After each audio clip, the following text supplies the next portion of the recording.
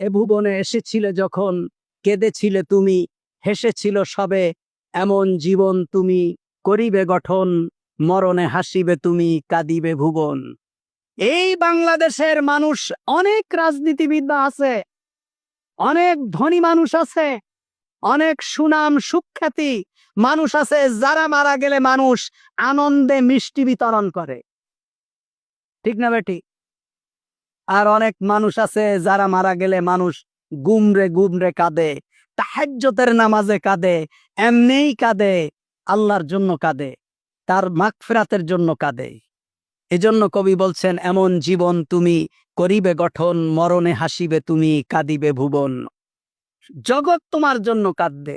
এই মানুষের জীবন ব্যর্থ, ওই মানুষের জীবন ব্যর্থ, ওই মানুষের দুনিয়াও শেষ, আখিরাতও শেষ।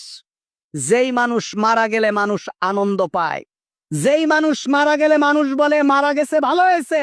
যে মানুষের বিদায়ে মানুষ বলে এর বিদায় আমাদের জন্য আনন্দদায়ক, আল্লাহ আমাদের উপরে রহমত করেছেন, আল্লাহ আমাদেরকে বাঁচিয়েছেন, আল্লাহ আমাদেরকে মুক্ত করেছেন, আল্লাহ আমাদেরকে স্বাধীন করেছেন, এই মানুষের জীবন কুকুরের জীবনের থেকেও খারাপ।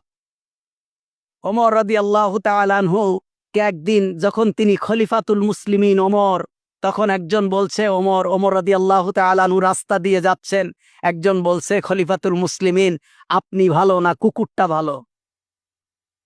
ওমর খলিফাতুল মুসলিমিন, ওমরের সামনে দিয়ে একটা কুকুর যাচ্ছে, একজন বলছেন যে ওমর আপনি ভালো না কুকুর ভালো?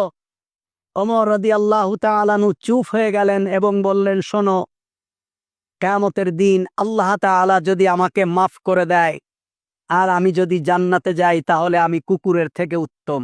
সুবহানাল্লাহ। আর কিয়ামতের দিন আল্লাহ তাআলা যদি আমাকে মাফ না করে, আমি যদি জাহান্নামে যাই, তাহলে কুকুর আমার থেকে উত্তম, কারণ কুকুরের জন্য জাহান্নামও নেই, জান্নাতও নেই।